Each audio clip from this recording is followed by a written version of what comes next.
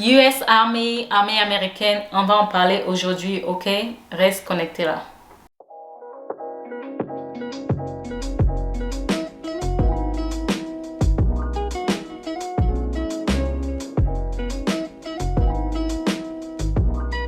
Hey love, moi c'est Asiana et bienvenue dans ma chaîne YouTube. Ici on parle des États-Unis, on parle de la loterie, on parle du business, motivation, famille et on parle de mbongo, l'argent, les dos, ok? Et bienvenue sur cette chaîne YouTube. Aujourd'hui on va parler de l'armée américaine, US Army, ok? Donc le sujet d'aujourd'hui va être un peu long, donc si tu n'es pas encore abonné à la chaîne, je te demande de t'abonner pour ne rien manquer, surtout active la cloche pour que quand je suis en ligne, tu seras notifié en premier, ok? Lelo tokoloba makamboya US Army, l'armée américaine. Si vous allez abonner à OT, abonnez comme ça, vous allez connecter, ok? Donc, comme j'ai dit, ça sera un peu long parce qu'il fallait que les gens demandent le sujet sur la US Army, armée américaine. Et j'ai pris beaucoup de détails, donc c'est pour ça que ce sera un peu long, ok? Mais pas trop long aussi. On va parler de US Army, ok? C'est quoi l'armée américaine? Pour les gens, les divises qui veulent immigrer aux États-Unis, qui veulent faire l'armée, en passant, moi-même je voulais faire US Army. J'ai commencé par la procédure et j'ai arrêté la procédure parce qu'à la fin, mes parents ont dit stop, arrête, ne continue plus. Ok, ça c'est un secret pour vous. Donc, US Army, c'est plus de 700 000 soldats de réserve et actifs, ok? Ces soldats sont des médecins, des avocats, des ingénieurs, électriciens, programmeurs informatiques, pilotes d'hélicoptères, policiers, experts logistiques, des représentants des affaires civiles, ok? C'est ça US Army. Et je vais vous parler des composants importants de la structure de US Army, ok? Comment tu peux servir dans l'armée américaine, ok?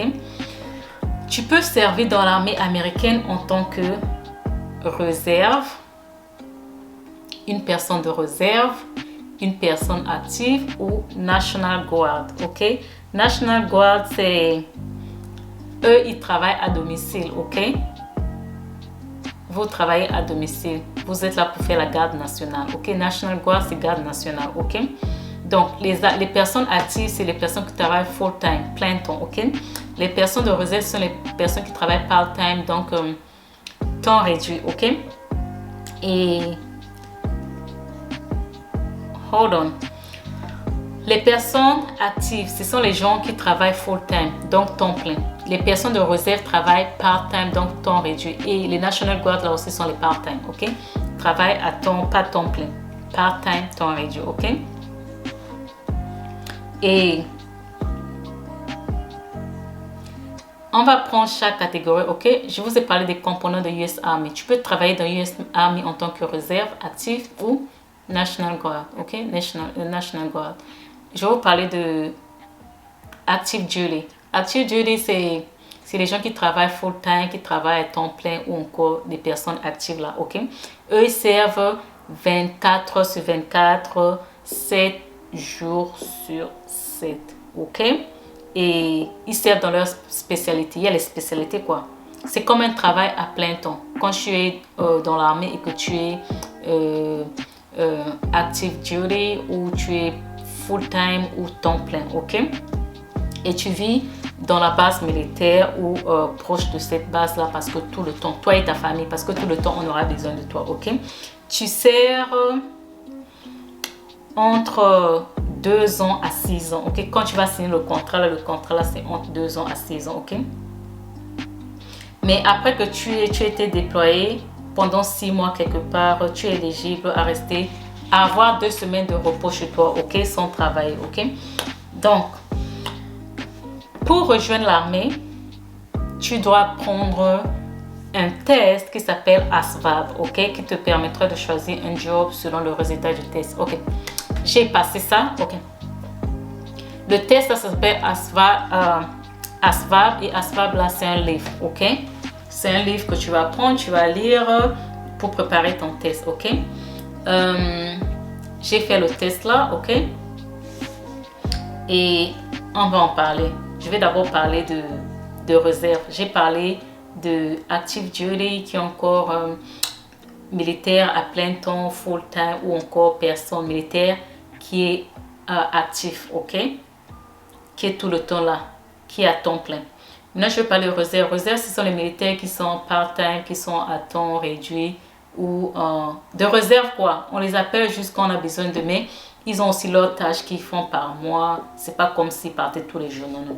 Parce que active duty aux personnes actives là, eux ils travaillent tous les jours. Les réserves ne travaillent pas tous les jours, ok? Donc, quand tu sers, ok? Quand tu sers comme réserve, ok? Tu sers quand on a besoin de toi, comme j'ai dit là, ok? Comme réserve, tu peux faire un autre travail. Les réserves, ils sont dehors, ok? Ils peuvent travailler un autre travail, mais il y a ils ont les jours dans le mois où ils partent servir dans le camp. Tu vois, non? Mais dehors, ils ont leur job, ils peuvent aller à l'école, ok?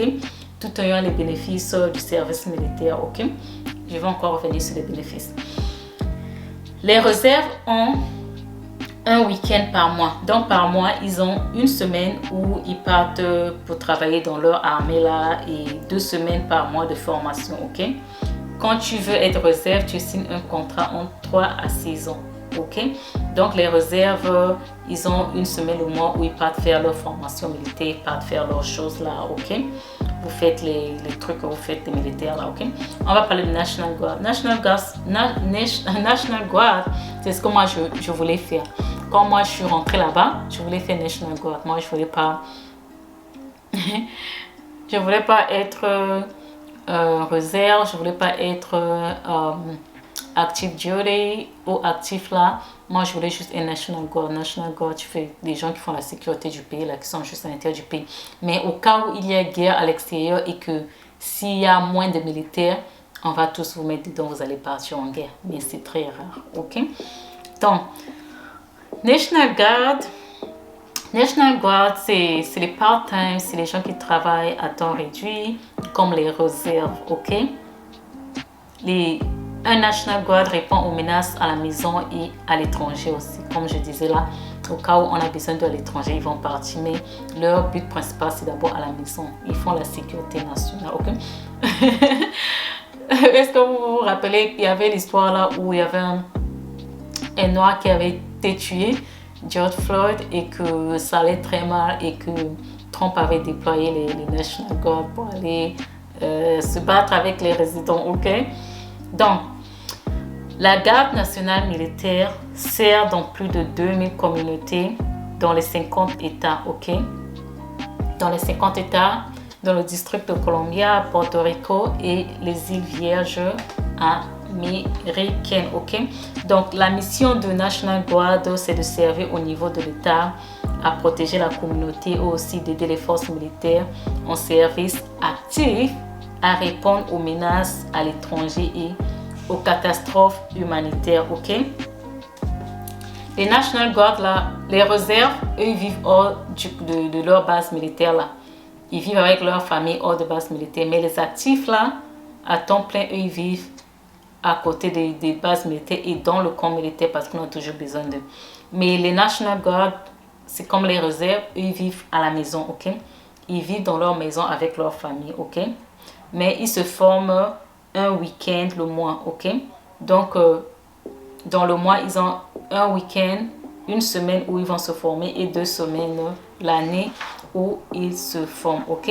On va parler de comment devenir soldat. Qu'est-ce que j'ai fait quand je voulais devenir US Army? J'ai fait les recherches, ok? J'ai fait les recherches. Ce qu'on fait, c'est... On les appelle les recruteurs. Tu dois travailler avec un recruteur. Un recruteur, c'est comme ton parraineur. Voilà.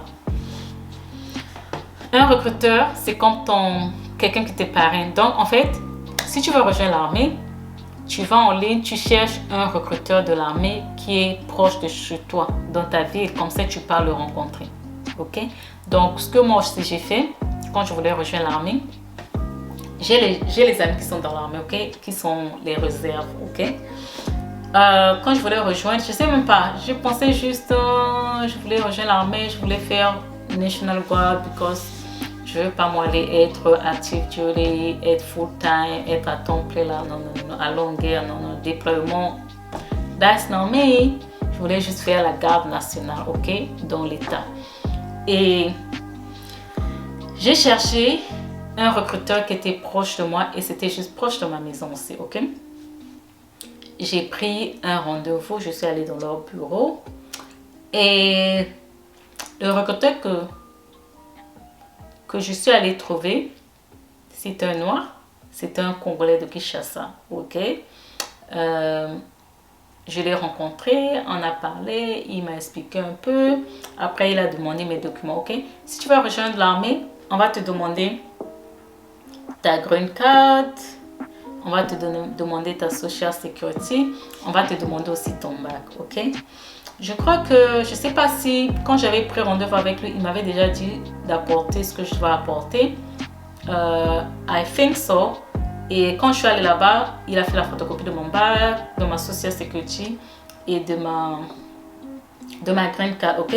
Quand tu rencontres le recruteur, il te parle un peu et il te dit les documents à fournir. Après avoir fourni les documents, il va te dire le next step, next étape, ok.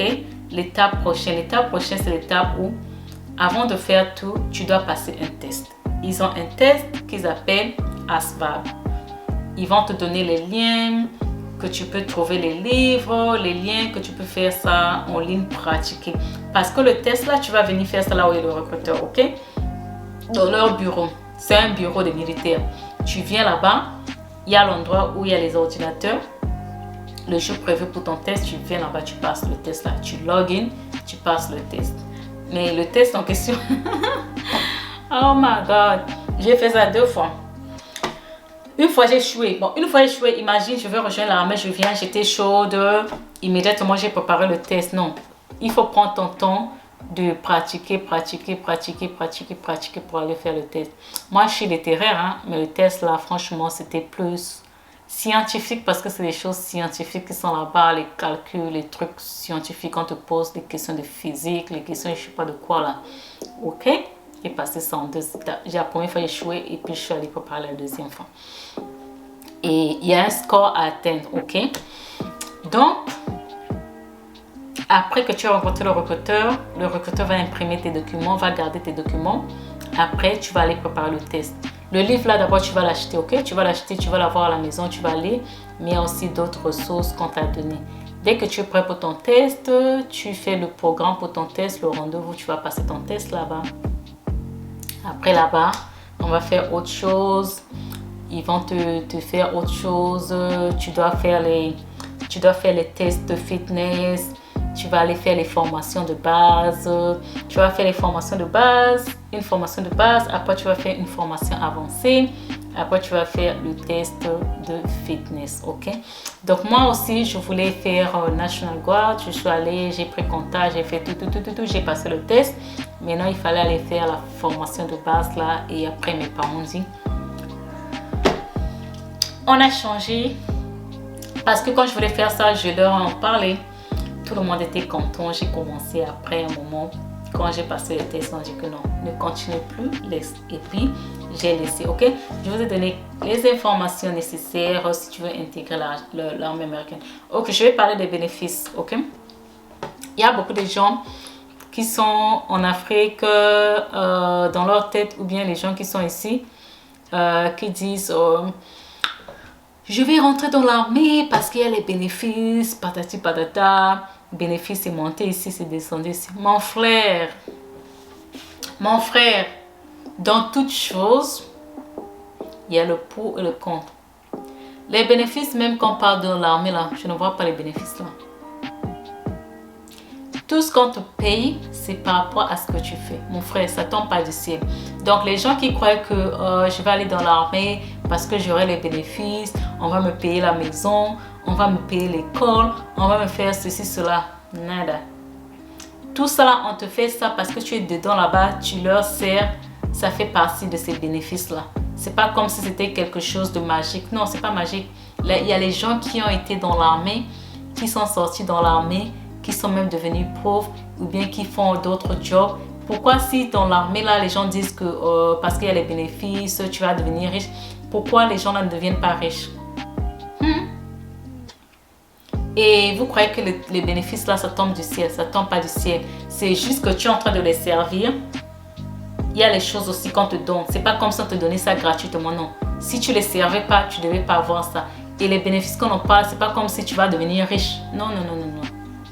Non. Non. Donc, il n'y a pas la magie là. Donc, il ne faut pas venir te dire que tu pars dans l'armée parce qu'il y a les bénéfices, tu vas devenir riche. Ça, c'est une mauvaise idée. Parce qu'il y a les anciens militaires ici qui font Uber. Ok? Il y a les gens qui ont servi dans l'armée, qui sont à la maison, qui ne font plus rien. Ils ne sont pas riches. Il y a les gens qui ont servi dans l'armée, qui font Uber pour avoir extra money. Mais si tu étais dans l'armée pendant 20 ans, tu n'es pas devenu riche jusqu'à ce que tu deviens Uber. Je rencontre les conducteurs de Uber qui me disent que j'étais dans l'armée. Yep. Donc, si tu veux faire l'armée parce que tu aimes et que tu veux faire, fais. Ok? Si tu veux profiter de ce qu'on te donne là-bas, profite. Ok? Ce n'est pas l'armée. Il n'y a pas que l'armée qui donne les bénéfices. Ici, il y a aussi d'autres jobs qui te donnent les bénéfices, qui te permettent d'aller à l'école et te payer l'école. Comme on dit à l'armée, on te paye l'école. Il y a les jobs ici dehors, beaucoup de jobs ici aux États-Unis qui te parrainent ton école. Tu travailles là-bas, tu as les bénéfices, ils te remboursent les frais d'école. Ok?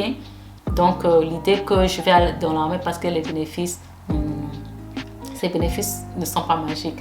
Donc, là, nous sommes arrivés à la fin de la vidéo. Ok, là, je ne vais pas parler au lingala, mais vous avez compris, ok? Donc, abonne-toi à la chaîne pour ne plus rien manquer de mes vidéos. Et moi, je te dis à bientôt et à la prochaine vidéo.